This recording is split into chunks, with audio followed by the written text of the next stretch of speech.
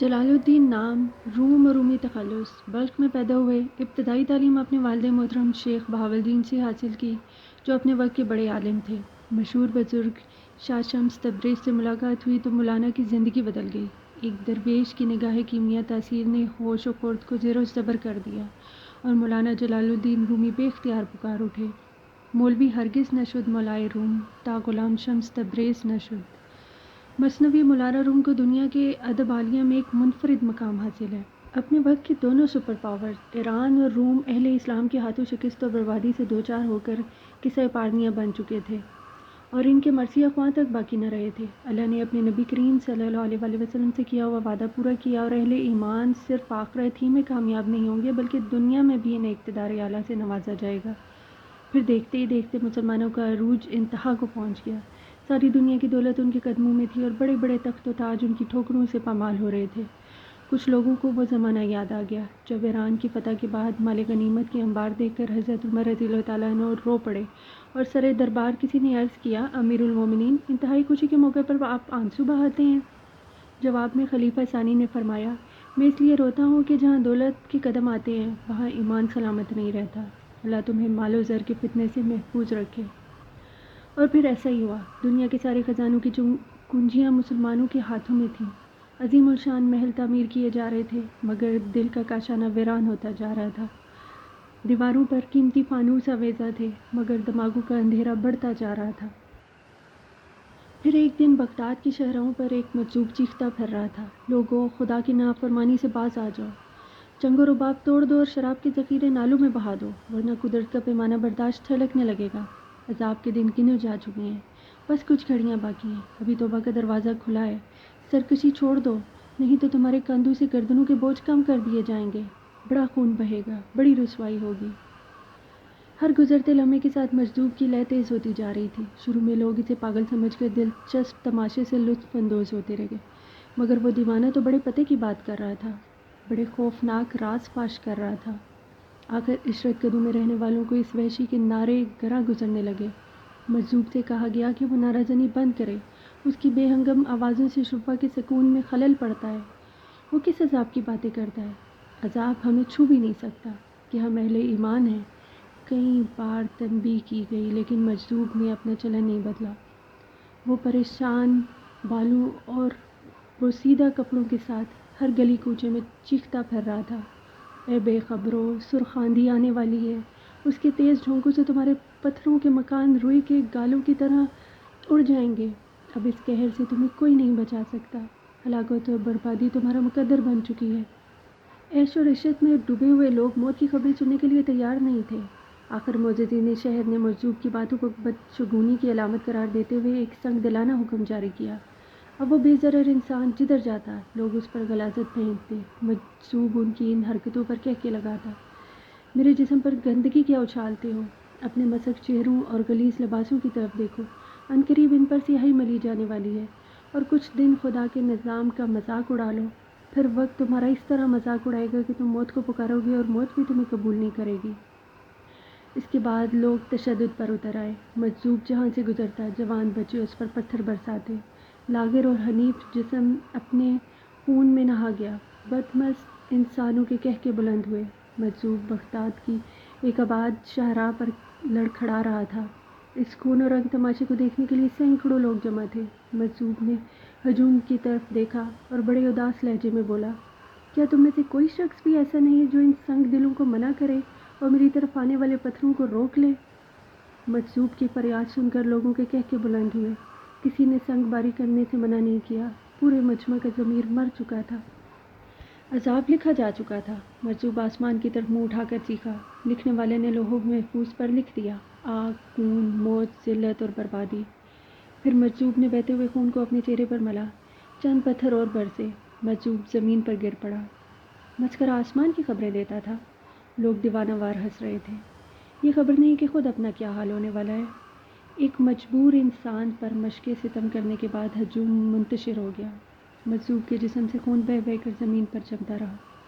آخر بغداد کے باہوش شہریوں نے ایک دیوانے سے نجات حاصل کر لی۔ پھر اس دن کے بعد کسی نے اس مجذوب کو نہیں دیکھا۔ وہ اپنا کام پورا کر کے وہاں سے بہت دور جا چکا تھا۔ شہر کی فضائیں نغمہ بار تھیں، موسیقی کی پرسوز آوازوں نے گناہوں کے خوابیدہ جذبات کو بیدار کر دیا تھا۔ اہل اقتدار کی بینائی زائل ہو گئی تھی اور عمرہ اندھے ہو گئے تھے۔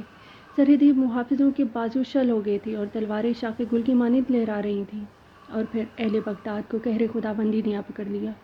ہلاکو خان رات کے اندھیرے میں شمشیر بکف آگے بڑھ رہا تھا، اور عظیم الشان اسلامی سلطنت کے نگہبانوں کے ہاتھوں میں چنگ و رباب لیے جھوم رہے تھے۔ پھر ہر طرف فتنہ و فساد کی آگ بھڑک اٹھی۔ سنگ سرخ کے بنے ہوئے سر بفلک محلات میں آگ بھڑک اٹھی، اور علم و حکمت کے ذخیرے سوکھی لکڑیوں کی طرح چل رہے تھے۔ شاندار تہذیب و تمدن کے تمام آثار وحشیوں کے نیزوں کی زد ہو رہے تھے۔ ہلاکو خان کے سامنے عالمانہ تقریریں کرنے والے بے شمار تھے، مگر وہ تلوار کے سوا کسی کی زبان نہیں سمجھتا تھا۔ اس فتنہ عظیم کو صرف جرأت اور شجاعت کے ہتھیاروں سے روکا جا سکتا تھا، مگر مسلمان بہت پہلے ان ہتھیاروں کو زنگ آلود سمجھ کر اپنے اسلحہ خانوں میں دفن کر چکے تھے۔ اس لیے چنگیز خان کا سفاک پوتا مسلمانوں کے سروں کے مینار بنا رہا تھا، اور اہل بغداد ایک درندے سے تہذیب و شائستگی کی زبان میں رحم و کرم کی بھیک مانگ رہے تھے۔ پھر یوں ہوا، آگ اس گھر کو لگی ایسی کہ جو تھا جل گیا۔ اب ہلاکو خان کا رخ نیشا پور کی طرف تھا۔ یہاں بھی موت کی سرخ آندھی نے تباہی مچا دی۔ علم و حکمت کے کیسے کیسے تناور درخت جڑ سے اکھاڑ دیے۔ جن لوگوں نے کچھ دن پہلے بغداد کی شہروں پہ ایک مجذوب کو چیختے سنا تھا، آج انہیں اس پاگل انسان کی باتیں یاد آ رہی تھیں، مگر وقت گزر چکا تھا۔ اچانک خبر آئی کہ تتاریوں نے حضرت شیخ فرید الدین اتار جیسے بزرگ کو بھی شہید کر دیا۔ معرفت کا یہ مینار کیا گرا کہ گھروں میں سہمے میں مسلمان موت کے خوف سے کانپنے لگے۔ اب ان کے درمیان سے وہ شخص بھی اٹھ گیا تھا جس کی دعائیں آسمان پر سنی جاتی تھیں۔ دوسری جاگداز خبر آئی کہ حضرت شیخ نجم الدین کبریٰ نے بھی جام شہادت نوش کیا، اس طرح کہ آپ نے خانقاہ سے باہر آ کر آخری سانس تک ہلاکو کی فوج سے جنگ کی اور مرتے وقت اپنی قوم کو ایک پیغام دیا کہ مکانوں کو چھوڑ کر میدان کارساز میں آ جاؤ۔ حضرت نجم الدین کبریٰ کی شہادت نے مسلمانوں کی امیدوں کی آخری کرن بھی بجھا دی۔ معرفت کی اس بلند ترین مینار کے زمین پر گرتے ہی زلزلہ آ گیا، اور ظلم و ستم کی رات مزید طویل ہو گئی۔ خون کا سیلاب راستہ بناتا ہوا مسلمانوں کے سرسبز اور شاداب علاقوں سے گزر رہا تھا۔ اب ہلاکو خان کے لہو آشام لشکر کا رخ شام کے شہر کونیا کی طرف تھا۔ اس لشکر کی سالاری بیجو خان کی ذمہ داری تھی۔ بیجو خان نے اپنی فوجیں شہر کے چاروں طرف پھیلا دی تھیں اور کونیا کا مکمل محاصرہ کر لیا تھا۔ چند روز تک تو اہل شہر کو خوف و دہشت کے سوا کوئی تکلیف نہ ہوئی، مگر جب محاصرے نے طول پکڑا تو کونیا کے باشندوں کا سامان رسد بند ہو گیا، جس سے ہر طرف بدحواسی پھیل گئی۔ اہل شہر میں مشورے ہونے لگے۔ کسی نے کہا بیجو خان سے مصلحت کی بات کی جائے، اس کے مطالبات مان کر اس کے عذاب سے نجات حاصل کی جائے۔ فوراً ہی دوسرا شخص بولا، ہلاکو خان مسلمانوں کے خون کا پیاسا ہے، وہ علی اعلان خود کو خدا کا قہر کہتا ہے، اس کے نزدیک امن و عافیت جیسے الفاظ کوئی مفہوم نہیں رکھتے۔ پھر کیا ہوگا؟ ہر زبان پر ایک ہی سوال تھا۔ آخر جب تمام ذہن سوچتے سوچتے مفلوج ہو گئے تو امیروں کی محفل میں ایک بدحال شخص داخل ہوا۔ اس مفلس انسان کو دیکھ کر دولت مندوں کی پیشانیوں پر بر پڑے، مگر وہ لوگوں کے احساسات سے بے نیاز اندر چلا آیا اور بدمستوں کے درمیان کھڑا ہو کے باروب لہجے میں کہنے لگا، لوگوں تمہیں کیا ہو گیا ہے کہ تم اپنے ایک ہی ہم مذہب کو دیکھ کر بدحواس ہو گئے ہو؟ میں تم سے بھیک مانگنے نہیں آیا کہ مجھے دیکھ کر تمہارے چہروں پر نفرت برسنے لگی ہے۔ اتنی تنگ دلی اور بے ضمیری نے تمہیں یہ خوفناک دن دکھائے ہیں۔ تم اپنے عشرت کدو میں شراب سرخ سے دل بہلا رہے تھے اور مخلوق خدا اپنے خون میں نہاتی رہی۔ اب دولت کے یہ ذخیرے لے کر کہاں جاؤ گے کہ زمین تم پر تنگ آ چکی ہے اور آسمان بھی بہت دور ہے۔ یہ کہہ کر وہ اجنبی کچھ دیر کے لیے خاموش ہو گیا۔ پوری محفل پر سکوت مرگ طاری ہو گیا۔ ہر شخص کے چہرے سے ظاہر ہو رہا تھا جیسے نزا کی حالت میں گرفتار ہو۔ میں تمہیں صرف یہ بتانے کے لیے آیا ہوں کہ اس قہر آسمانی کو بس ایک ہی علاج ہے۔ اجنبی نے کچھ دیر خاموش رہنے کے بعد کہا، ہاں ہاں ہمیں بتاؤ۔ تمام عمرہ بیک زبان چیخے، ہم اپنے سیم و زر کے سارے انبار لٹا دیں گے، خدا کے لیے ہمیں اس اذیت ناک صورتحال سے نجات دلاؤ۔ ہم گزرنے والے ہر لمحے کے ساتھ مرتے جا رہے ہیں اور پھر دوسری ساتھ ہی جی اٹھتے ہیں۔ ہلاکو خان کی دہشت ہمیں وقت سے پہلے مار ڈالے گی۔ سب کے سب گداگروں کی طرح چیخ رہے تھے، اس درویش کے پاس جاؤ جو تمہارے عشرت قدوں پر تھوک کر اپنی خانقاہ میں گوشہ نشی ہو گیا ہے۔ اجنبی نے نہایت تلخ لہجے میں کہا۔ اس کے ایک ایک لفظ سے اہل محفل کے لیے شدید نفرت کا اظہار ہو رہا تھا۔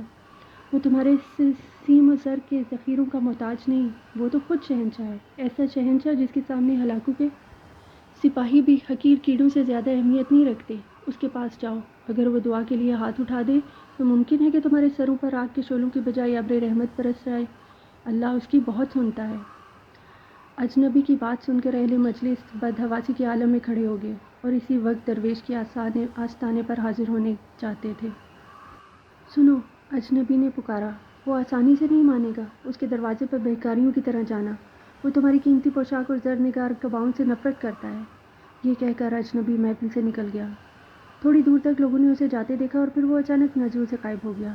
تمام لوگ اس بات پر حیران تھے کہ وہ کون تھا، کیوں آیا تھا اور کہاں سے آیا تھا اور یکایک کہاں غائب ہو گیا۔ یہ ایک بڑا اہم واقعہ تھا، مگر لوگوں کے پاس سوچنے کے لیے وقت نہیں تھا۔ وہ انسان ہی صحیح لیکن رحمت کا فرشتہ بن کر آیا تھا۔ اس نے آگ اور خون کے درمیان گھرے ہوئے لوگوں کو سلامتی کی راہ دکھائی تھی۔ اب کونیا کے معززین اور شرفا کی جماعت اس درویش کے آستانے کی طرف بڑھ رہی تھی۔ فاصلے کم ہو رہے تھے۔ اجازت طلب کی۔ درویش فطرتاً مہمان نواز تھا۔ اس نے اپنے ہم وطنوں کو اندر بلا لیا۔ لوگ کانپتے قدموں سے درویش کے روبرو پہنچے۔ ان کی آنکھوں کی پتلیاں لرز رہی تھیں اور چہرے پر موت کا سا خوف تھا۔ پاس نے بڑی ہمت کا مظاہرہ کرتے ہوئے اپنے آنے کا مقصد بیان کیا، مگر اس طرح کہ ان کی آوازیں لرز رہی تھیں۔ میرے پاس کیوں آئے ہو؟ درویش نے بیزاری کے لہجے میں کہا۔ اس کائنات میں میری کیا حیثیت ہے؟ تم اس کی بارگاہ میں کیوں نہیں گئے جو لوح و محفوظ کا مالک ہے، جس کے ایک اشارے پر تقدیریں بدلتی اور بگڑتی ہیں؟ شیخ، وہ ہماری نہیں سنتا، کونیا کے عمرہ نے رقت آمیز لہجے میں کہا۔ ہم بہت گناہ گار ہیں، ہمارے لیے در توبہ بند ہو چکا ہے۔ یہ سب غلط ہے۔ اگرچہ درویش کے ہونٹوں پر ہر وقت ایک دل نواز تبسم نمایاں رہتا تھا، مگر وہ کونیا کی عمرہ کی بات سن کر یکایک غضبناک ہو گیا۔ کوئی نہیں جانتا کہ در توبہ کب بند ہوگا۔ جاؤ اسی کو پکارو، وہی اپنے بندوں کی سنتا ہے۔ اگر وہ نہیں سنے گا تو پھر اس کائنات میں کون سنے گا؟ عمرہ نے محسوس کر لیا کہ درویش اپنا دامن بچا رہا ہے۔ اجنبی نے انہیں پہلے ہی خبردار کر دیا تھا کہ درویش آسانی سے ان کی بات نہیں مانے گا، اس لیے وہ مزید گریہ وزاری کرنے لگے۔ آسمان سے ہماری فریادوں کا جواب نہیں آتا شیخ، ہم تیرے آستانے سے واپس نہیں جائیں گے۔ اگر موت ہمارا مقدر بن چکی ہے تو ہم تیرے قدموں میں ہی مر جانا پسند کریں گے۔ تم نے دیکھا کہ شیخ فرید الدین اتار شہید کر دیے گئے، حضرت نجم الدین کبریٰ اپنے خون میں نہا کر خالق حقیقی سے جا ملے۔ میں تو ان کے قدموں کی خاک بھی نہیں، تو تمہارے لیے کس طرح دعا کروں؟ کیسے کیسے پارسا اس فتنہ عظیم میں زندگی سے محروم ہو گئے۔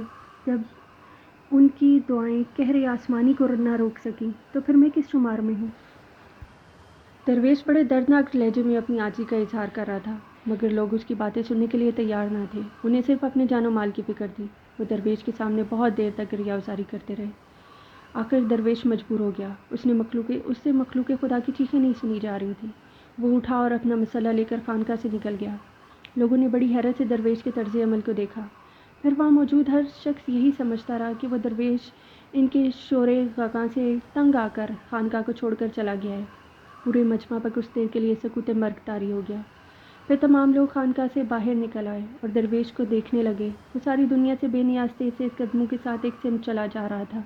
کونیا کے تمام شرفا اور عمرہ درویش کو خاموشی سے دیکھتے رہے، مگر کسی میں اتنی ہمت نہیں تھی کہ وہ آگے بڑھ کر اس سے پوچھتے کہ وہ کہاں جا رہا ہے۔ بس درویش کے چند خادم بے قرار ہو کر اپنے مختوم کے پیچھے بھاگے۔ ان کے لیے اس مرد کلندر کا یہ انداز ناقابل فہم تھا۔ خادم درویش کے قریب پہنچ گئے، مگر اس سے پوچھنے کی جرأت نہ رکھتے تھے کہ وہ کہاں جا رہا ہے۔ درویش جس طرف سے بھی گزرتا، کچھ لوگ اس کے ہمراہ ہو جاتے، مگر اس نے نظر اٹھا کر بھی ان کی طرف نہ دیکھا۔ اب وہ شہر کی حدود سے باہر نکل گیا تھا۔ اس کے ہمراہ چلنے والے خوف سے لرز رہے تھے۔ سامنے ہلاکوں کے سپہ سالار بیجو خان کا لشکر نظر آ رہا تھا۔ درویش یکایک مڑا اور لوگوں سے سخت لہجے میں مخاطب ہوا۔ تم اپنے گھروں کو واپس جاؤ، کیا یہ کوئی تماشا ہو رہا ہے؟ اس قہر آسمانی سے خدا کی پناہ مانگو۔ یہ کہہ کر درویش آگے بڑھا۔ اس کا انجانہ سفر دوبارہ شروع ہو گیا۔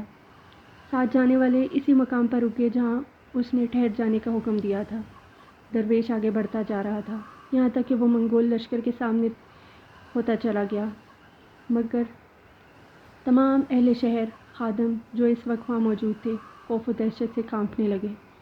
درویش تو ناتواں جسم منگول تیز تیر اندازوں کے نشانے پر تھا۔ تتاریوں کے ترکش سے نکلا ہوا ایک تیر بھی درویش کا کام تمام کر سکتا تھا، مگر وہ مرد خدا آج ہر شے سے بے نیاز تھا۔ اس کے قدم تیزی سے بڑھ رہے تھے۔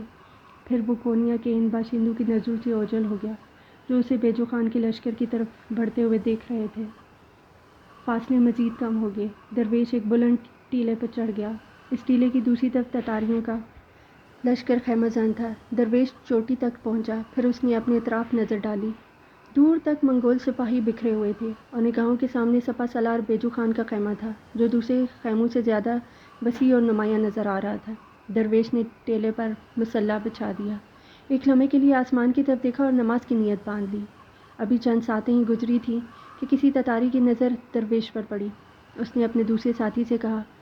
پھر دیکھتے ہی دیکھتے سینکڑوں منگول سپاہی ٹیلے کی طرف متوجہ ہو گئے، جہاں ایک مسلمان اپنے اللہ کی عبادت میں مشغول تھا۔ دشمن فوجی اس کی عبادت کا مفہوم تو نہیں سمجھتے تھے، مگر انہیں یہ خیال ضرور تھا کہ وہ کسی مسلمان جاسوس سے تعلق رکھتا ہے جو بیجو خان کے لشکر کی مخبری کرنے آیا ہے۔ اس خیال کے پیدا ہوتے ہی منگول سپاہیوں میں ہلچل مچ گئی۔ اگرچہ درویش تنہا تھا، لیکن جنگی اصول کے مطابق اس کی موجودگی نہایت خطرناک تھی۔ سپاہیوں نے اپنے کاندھوں پر لٹکی ہوئی کمانیں اتار لیں، برق رفتاری کے ساتھ تیر چڑھائے، پوری قوت کا مظاہرہ کیا، مگر کوئی ایک کمان بھی نہ کھینچ سکی۔ تنگ آ کر کچھ سپاہیوں نے اپنے گھوڑوں کو استعمال کرنا چاہا تاکہ ٹیلے پر پہنچ کر مسلمان درویش کو تلوار سے قتل کر ڈالیں، لیکن اس موقع پر منگول سپاہیوں کی بے چارگی قابل دید تھی جب ان کے گھوڑے اپنی جگہ سے جنبش تک نہ کر سکے۔ تتاریوں نے بے زبان جانوروں کو پیٹنا شروع کر دیا۔ فضا میں گھوڑوں کی چیخوں کی آوازیں بلند ہو رہی تھیں، مگر ان کے ایک قدم بھی آگے نہ بڑھا سکے۔ بڑی عجیب صورتحال تھی۔ سارے لشکر میں ایک ہنگامہ برپا تھا۔ سپاہیوں کا شور سن کر بیجو خان بھی اپنے خیمے سے باہر آیا۔ سپاہیوں سے اس ہنگامے کا سبب دریافت کیا تو بے شمار انگلیاں ٹیلے کی طرف اٹھ گئیں، جہاں درویش اب بھی اپنے خدا کے سامنے ہاتھ باندھے کھڑا تھا۔ یہ کیسی دیوانگی کی باتیں ہیں، بیجو خان نے چیخ کر کہا۔ کوئی بھی ذی ہوش انسان تمہاری ان احمقانہ گفتگو پر یقین نہیں کرے گا۔ یہ کہہ کر بیجو خان نے ایک سپاہی سے تیر کمان طلب کیا۔ وہ ایک ماہر تیر انداز تھا۔ ہلاکو کے پورے لشکر میں اس کی یہ صفت مشہور تھی۔ تمام سپاہی حیران اور پریشان بیجو خان کی طرف دیکھ رہے تھے۔ ان کی سانسیں رکی ہوئی تھیں اور ذہنوں میں ایک ہی سوال گردش کر رہا تھا کہ اگر منگول سپہ سالار مسلمان جاسوس کو ہلاک کرنے میں کامیاب ہو گیا تو پھر قیامت ٹوٹ پڑے گی، اور اس وحشیانہ عادتوں سے واقف تھے۔ آخر بیجو خان نے اپنی کمان کھینچی اور ایک قہر آلود نظر ان سپاہیوں پر ڈالی جن کا یہ دعویٰ تھا کہ وہ اپنی کمانیں کھینچنے سے عاجز رہے ہیں۔ پھر سپاہیوں کی جان پر بن آئی کہ اب انہیں اپنی موت صاف نظر آ رہی تھی۔ بیجو خان نے پوری طاقت سے کمان کھینچی، پھر فضا میں ایک مخصوص آواز ابھری اور ترکش سے تیر چھوٹ گیا۔ منگول سپاہی پتھرائی ہوئی نظروں سے تیر کو دیکھ رہے تھے۔ چند سانوں کی بات تھی۔ تتاریوں کا خیال تھا کہ دوسرے ہی لمحے مسلمان جاسوس کی لاش ٹیلے کی بلندی سے زمین کی پستی کی طرف چلی آئے گی، مگر ایسا نہیں ہوا۔ بیجو خان کا چھوڑا ہوا تیر درویش کے قریب سے نکل گیا۔ منگول سپہ سالاروں کا چہرہ احساس ندامت سے زرد ہو گیا۔ نشانہ چوک جانے پر وہ ناقابل بیان اذیت اور کرب میں مبتلا تھا۔ شدید غضب کے عالم میں اس نے ترکش پر دوسرا تیر چڑھایا۔ اس بار کمان کو یہاں تک کھینچا کہ اس کے ٹوٹ جانے کا خطرہ پیدا ہوا۔ نشانہ درست ہوتے ہی بیجو خان نے تیر چھوڑ دیا، مگر اس مرتبہ بھی وہی ہوا۔ تیر سیدھا نشانے پر تھا، مگر درویش کے قریب پہنچتے ہی کٹ کر 2 حصوں میں بدل گیا۔ اس کے بعد سپہ سالار بیجو خان اپنے ہوش و حواس کھو بیٹھا۔ پھر اس نے مسلمان جاسوس پر تیروں کی بارش کر دی، لیکن ایک تیر بھی درویش کے جسم کو نہ چھو سکا۔ انتہائی طیش کے عالم میں بیجو خان نے کمان اٹھا کر سپاہی کے سر پر مار دی اور تیزی سے اپنے خیمے میں داخل ہو گیا۔ تلوار نکالی اور دوبارہ خیمے سے باہر آیا۔ وہ مسلمان جاسوس کو اپنے ہاتھوں سے تہ تیغ کر دینا چاہتا تھا۔ بیجو خان غضبناک حالت میں آگے بڑھا، مگر بمشکل تمام تھوڑی ہی دور جا سکا تھا کہ اچانک منگول سپہ سالار کو محسوس ہوا جیسے زمین میں اس کے پاؤں دھنس گئے ہوں۔ وہ بہت دیر تک ہوا میں اپنی شمشیر لہراتا رہا۔ اس کے ہاتھ مسلسل گردش کر رہے تھے، مگر ٹانگیں پتھر کی ہو گئی تھیں۔ آخر وہ اپنی بے کسی پر رو پڑا۔ اس نے گھبرا کر سپاہیوں کی طرف دیکھا۔ سب کے سب سر جھکائے کھڑے تھے۔ اے جادوگر، ہمیں معاف کر دے! اچانک بیجو خان کی آواز فضا میں بلند ہوئی۔ ہم کونیا کا محاصرہ اٹھا کر واپس جاتے ہیں۔ اے عظیم ساحر، ہمیں جانے دے کہ ہم غلطی سے تیرے علاقے میں آ گئے تھے۔ ہماری بھول کو درگزر کر۔ بے شک تو اس سلطنت کا شہنشاہ ہے، ہمیں اجازت دے کہ ہم اپنے گھروں کو واپس لوٹ جائیں۔ ابھی بیجو خان کے الفاظ کی گونج باقی تھی کہ یکا یک اس کے پیروں میں خون کی گردش بحال ہوئی۔ منگول سپہ سالاروں نے اپنی تلواریں نیچے کر لیں اور سر جھکائے ہوئے خیموں میں واپس آ گئے۔ کچھ دیر پہلے جس شخص کو جاسوس کے نام سے پکارا جا رہا تھا، اب وہی بے اسلحہ اور نہتہ مسلمان فاتح ٹھہرا تھا، اور بیجو خان جیسے طاقتور اور دشمن ناکام اور نامراد لوٹ رہا تھا۔ اب منگول سپاہی کنیا کی حدود سے باہر نکل رہے تھے۔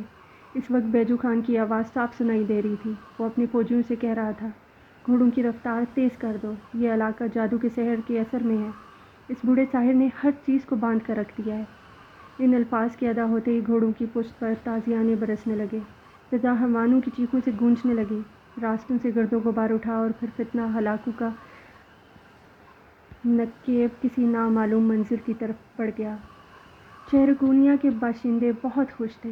اس درویش کی دعاؤں کے سبب ان کے سروں سے عذاب آسمانی ٹل گیا تھا۔ درویش اپنی خانقاہ کی طرف واپس آیا تو انسانی ہجوم نے اسے گھیر لیا۔ لوگ اپنی عقیدت کا اظہار کرنے لگے، اس کے ہاتھ چومنے لگے، مگر وہ ان تمام رسومات سے بیزار تھا۔ اس نے انتہائی تلخ لہجے میں لوگوں کو مخاطب کیا، اگر آج نافرمانوں کی جماعت قہر خدا بندی سے بچ گئی تو کل خیر نہیں۔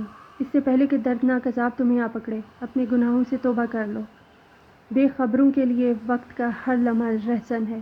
اپنے ایمان کی حفاظت کرو، ورنہ وقت کے بے رحم قزاق تمہارا سب سے قیمتی خزانہ لوٹ لے جائیں گے۔ یہ کہہ کر درویش خانقاہ میں چلا گیا اور اندر سے دروازہ بند کر لیا۔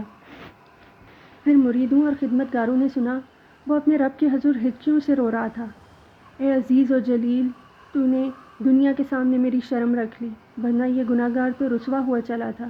اگر میں اپنی جان بھی نذر کر دوں تو تیرے اس احسان کا شکریہ ادا نہیں کر سکتا۔ جن کی دعاؤں سے شہر کونیا فتنہ ہلاکوں سے محفوظ رہا، وہ درویش مولانا جلال الدین رومی تھے۔